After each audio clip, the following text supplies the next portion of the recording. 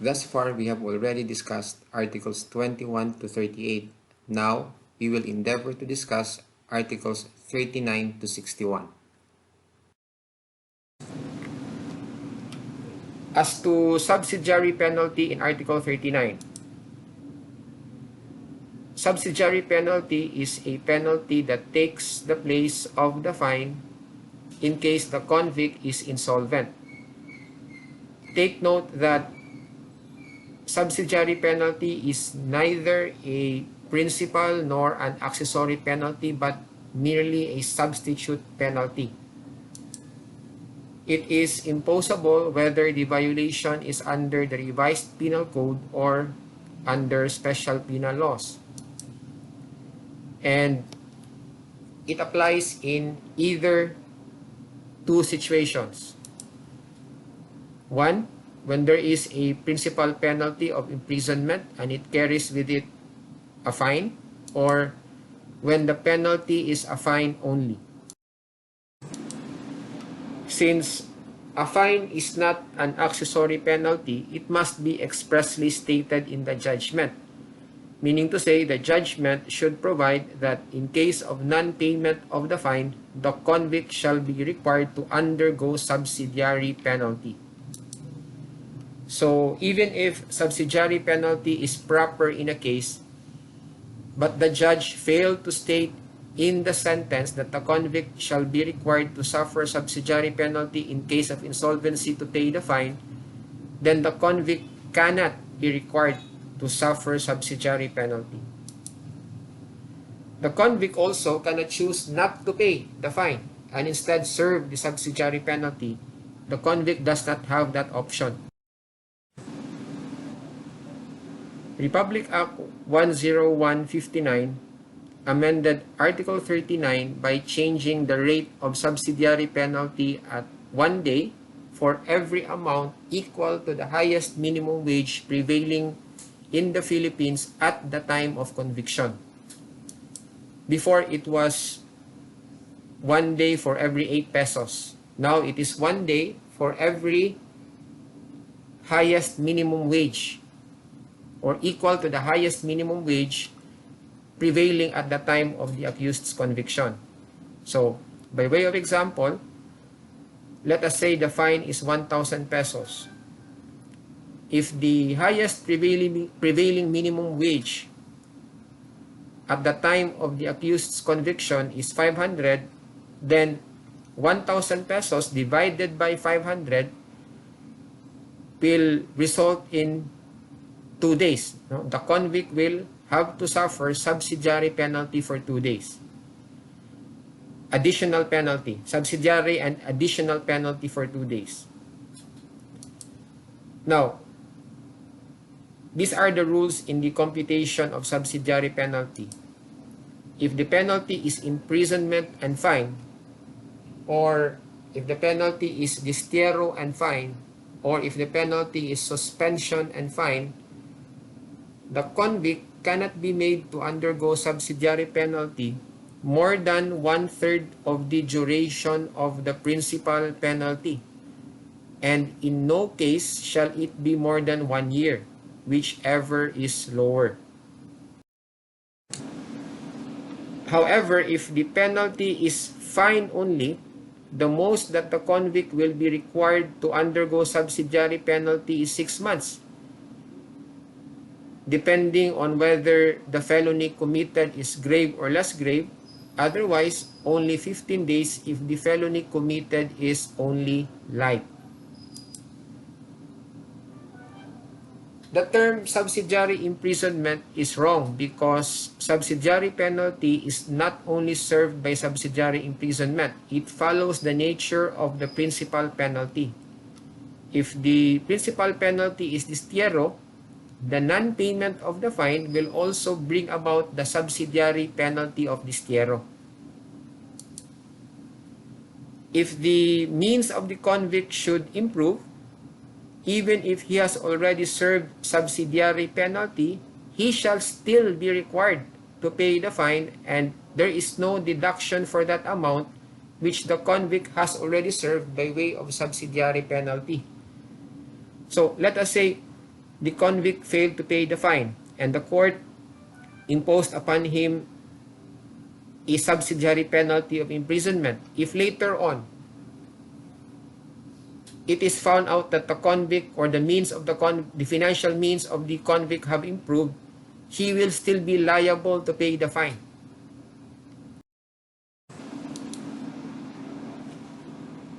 Let us now go to Article 45, confiscation and forfeiture of the proceeds or instruments of the crime. So this is the rule.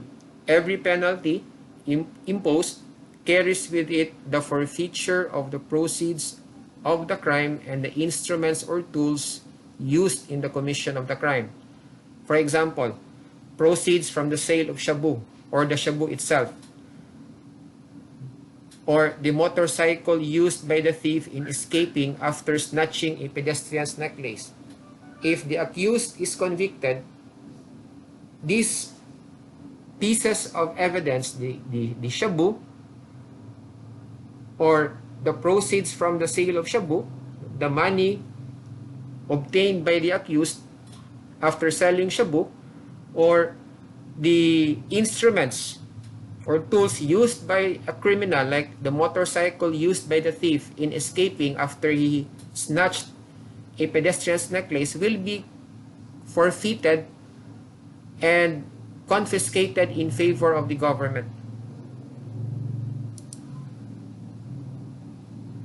But such proceeds or instruments or tools will not be confiscated nor forfeited if they are owned by a third person who is not the accused, and this third person is not liable for the offense.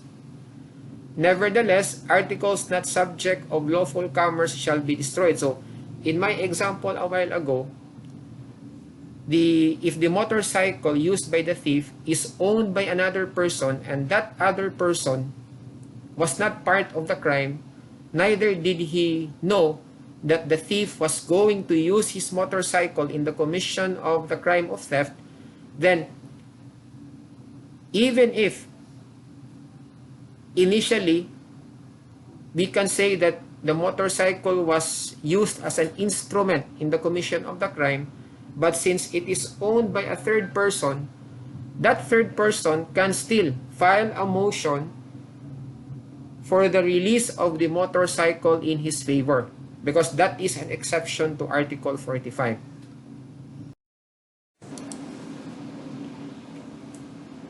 Article 47.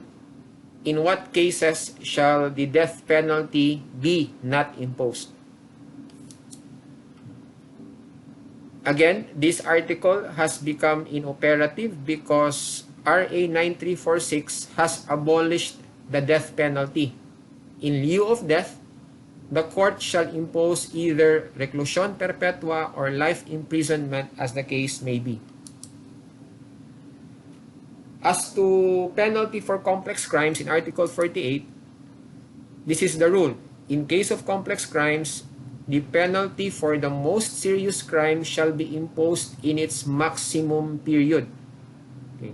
But what are complex crimes? A complex crime involves at least two crimes. The crime, out of the two crimes, two or three crimes, the crime with the higher imposable penalty is the penalty that will be imposed by the court, but it will be imposed in its maximum period.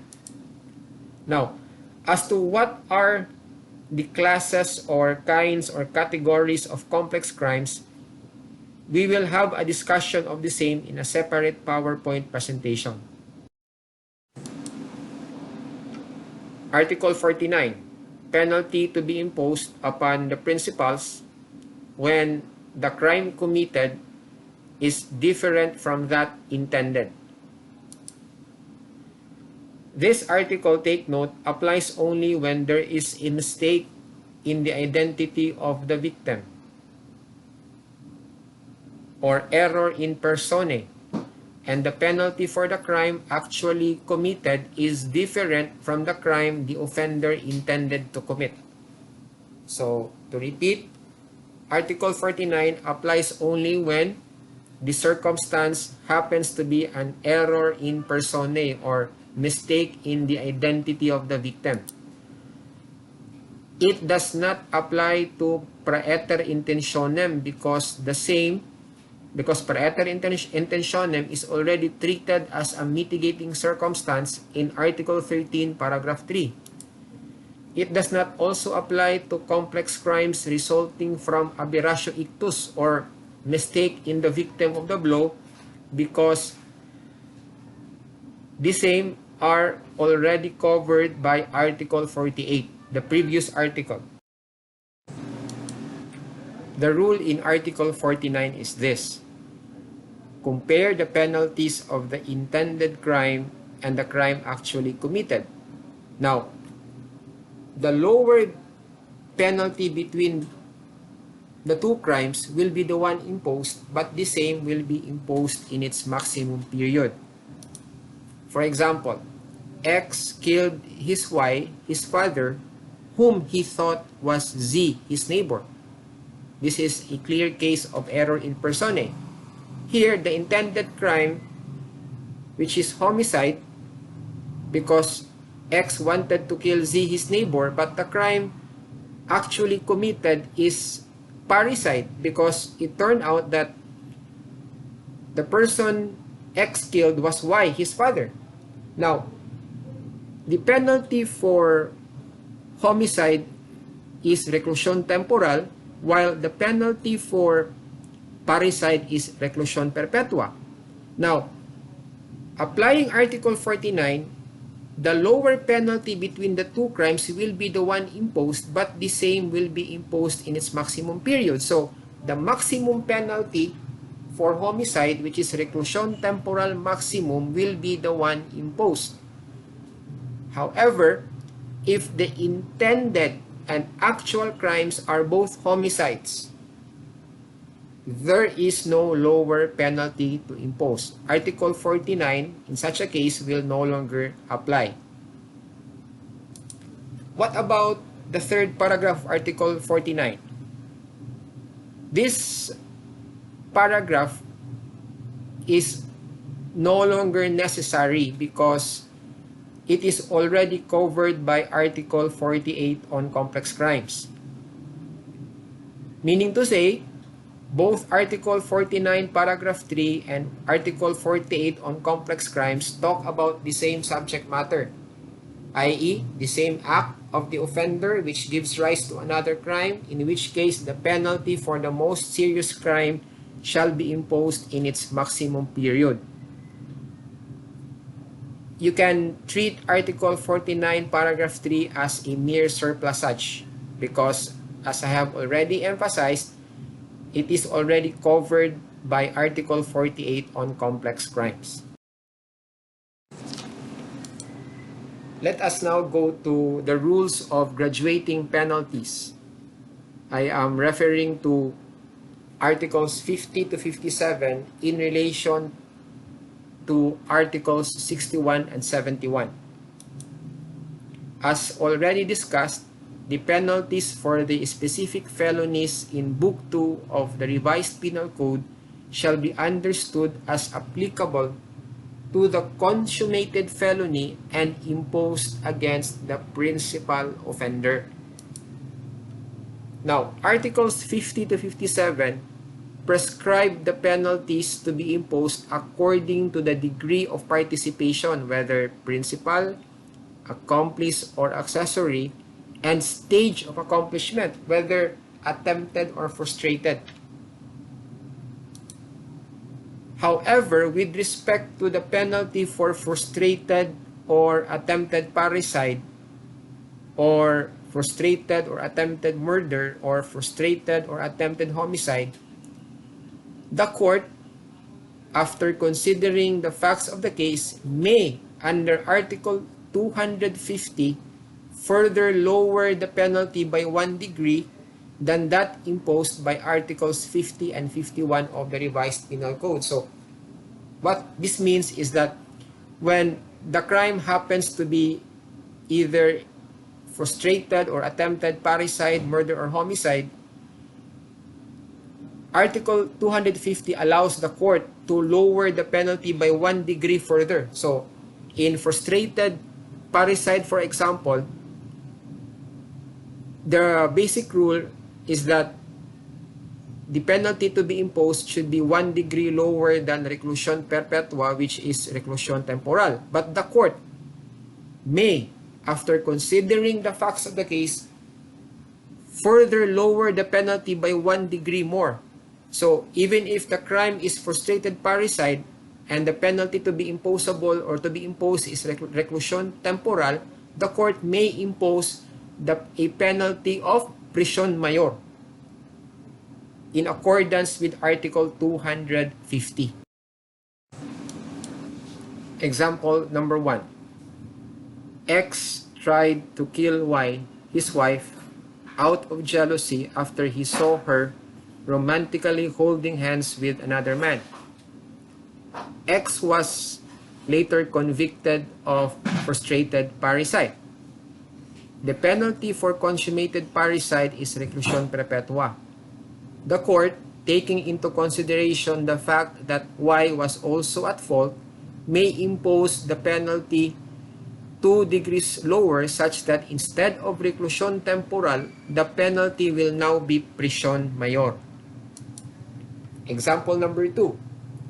If X was convicted of attempted parricide only, the court may impose the penalty 3 degrees lower such that instead of prison mayor, the penalty will now be prison correctional. Take note, however, that Article 250 is merely discretionary upon the courts. It is not mandatory. So, depending on the leniency of the court may employ or use Article 250 to further lower the penalty by 1 degree with respect to the crimes of attempted or frustrated parricide, murder, or homicide. Let us take a look at the following table. As you can see, the figure 0 represents the penalty for the consummated felony and imposed on a principal offender. So, if the crime happens to be a frustrated felony committed by the principal offender, it is, or the court will impose the penalty 1 degree lower for a frustrated felony. And for the attempted felony, the court will impose the penalty 2 degrees lower. Now, you can also see other figures in the same table. The penalty for the accomplice in a consummated felony is 1 degree lower. And the penalty for the accomplice in a frustrated felony is 2 degrees lower, and so on and so forth. The same principle or pattern applies as well to the accessory, such that when you are asked, what is the penalty to be imposed upon the accessory on an attempted felony? The answer to that is, based on the following table, 4 degrees lower than the penalty to be imposed on a principal on a consummated felony. Okay? A degree generally refers to each of the penalties enumerated in the graduated scale in Article 71. So, as you are listening to my lecture, I want you to go to Article 71 and familiarize yourselves with the graduated scale. On the other hand, a period refers to one of the 3 equal portions. There is a minimum, medium, and a maximum of a divisible penalty. Note that when there is a mitigating or aggravating circumstance, the penalty is lowered or increased by period only, not by degree. The exception happens when the penalty is divisible and there are at least two or more mitigating without any aggravating circumstance, in which case the penalty is lowered by at least 1 degree. This is the importance of Article 61. No, it is important because the courts are guided on how to lower the penalty either by periods or by degrees, pursuant to the graduated scale in Article 71. Also take note that in applying Article 61, it must be borne in mind that each penalty prescribed by law for every felony is considered a degree. Example, if the penalty provided for by law is composed of 2 periods, such 2-period penalty is deemed as 1 degree, and the penalty next lower in degree should also be composed of 2 periods. Now, if the penalty is composed of 1 period only, such 1-period penalty is deemed as 1 degree, and the penalty next lower in degree should also be composed of 1 period. Rules on how to lower the penalty as provided for in Article 61 in relation to Article 71. Rule number 1. When the penalty prescribed by law is single and indivisible, reclusion perpetua, the penalty next lower in degree is reclusion temporal.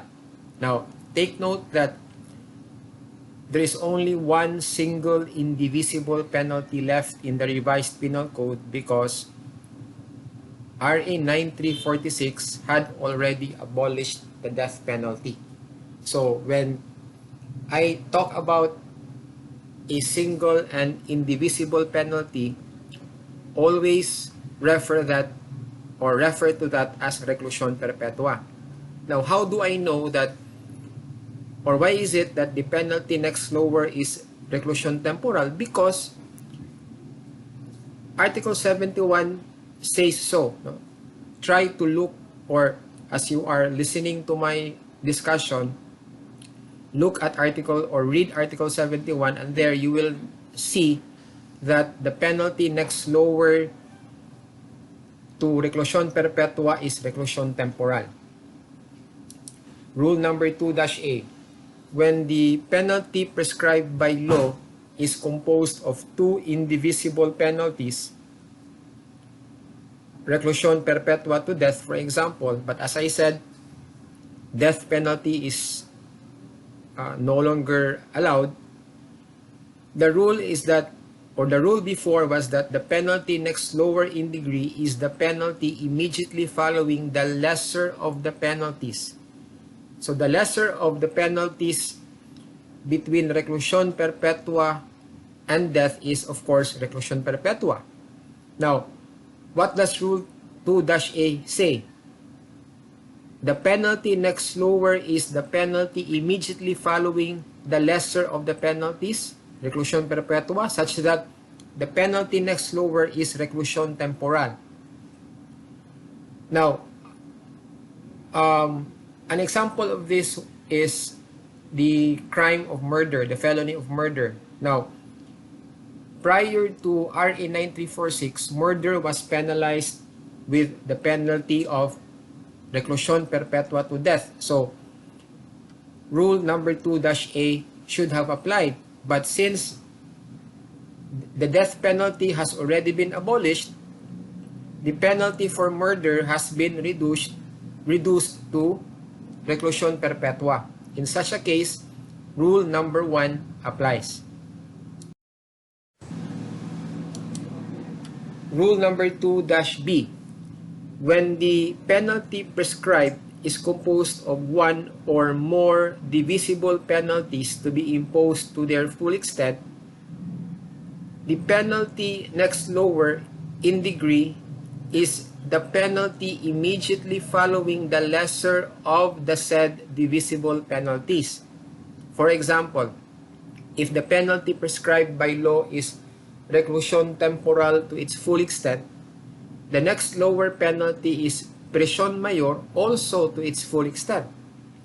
If the penalty prescribed by law is prisión correccional to prisión mayor,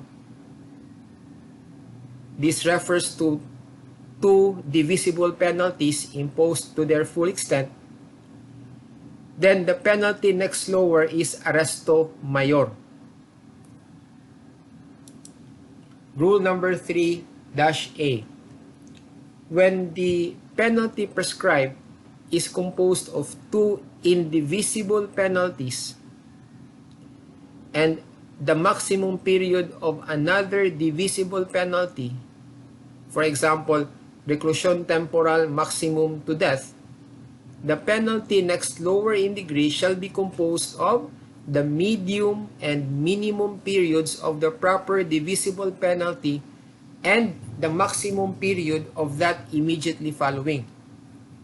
So, the penalty next lower to reclusion temporal maximum to death is prisión mayor maximum to reclusion temporal.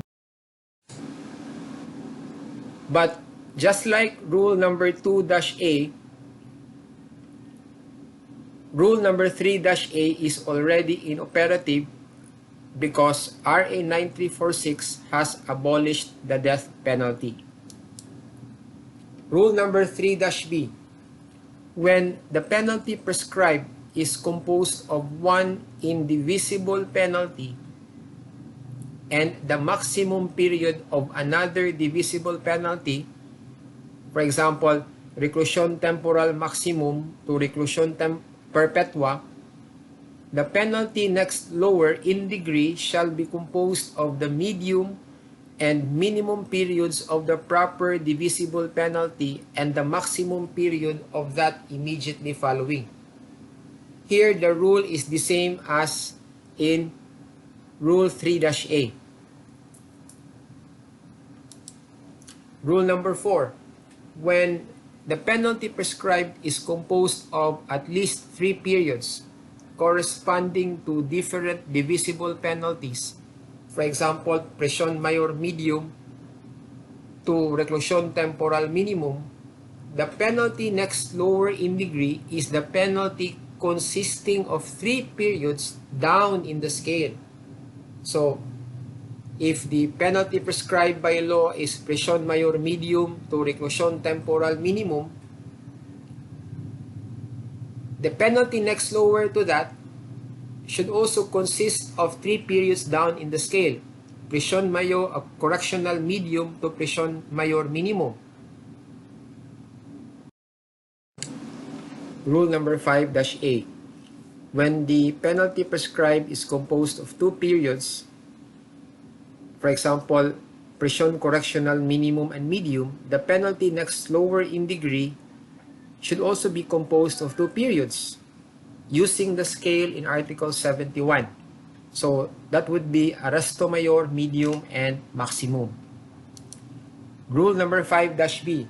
When the penalty prescribed is composed of only 1 period, let's say prisión correctional minimum, the penalty next lower in degree should also be composed of 1 period, again using the scale in Article 71.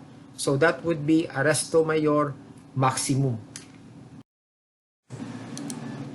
Additional penalty for public officers who are guilty as accessories under paragraph 3 of Article 19.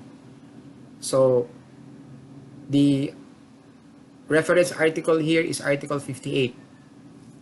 What does Article 58 say? These are the additional penalties for such accessories. Number 1, the additional penalty of absolute perpetual disqualification if the principal is guilty of a grave felony. Another is the additional penalty of absolute temporary disqualification if the principal is guilty of a less grave felony. Note that light felonies are not included here because, as you already know, accessories are not liable for light felonies in accordance with Article 16. Note also that such additional penalty is imposed only for those accessories who acted with abuse of their public or official functions. Article 59, penalty for impossible crimes. This is the penalty for an impossible crime, arresto mayor, or a fine ranging from 200 to 500 pesos. What is the basis for imposing a penalty?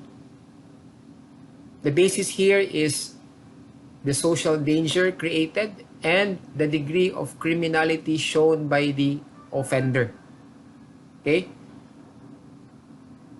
Now, what are the exceptions to the rules established in Articles 50 to 57?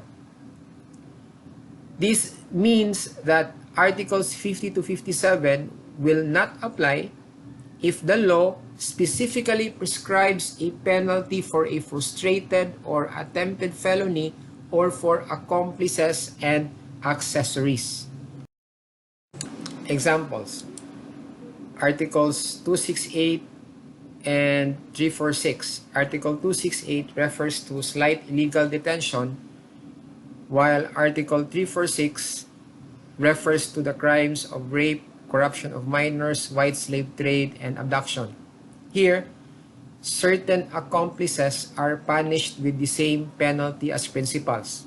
So this goes against the general rule, wherein accomplices are punished 1 degree lower than the penalty provided for principals. In Articles 162, 168, and 173, Article 162 refers to counterfeited seal or forged signature of the President. Article 168 refers to legal possession and use of a false treasury or banknote. Article 173 refers to use of a falsified document. Here, certain accessories are punished with a penalty 1 degree lower instead of the usual 2 degrees.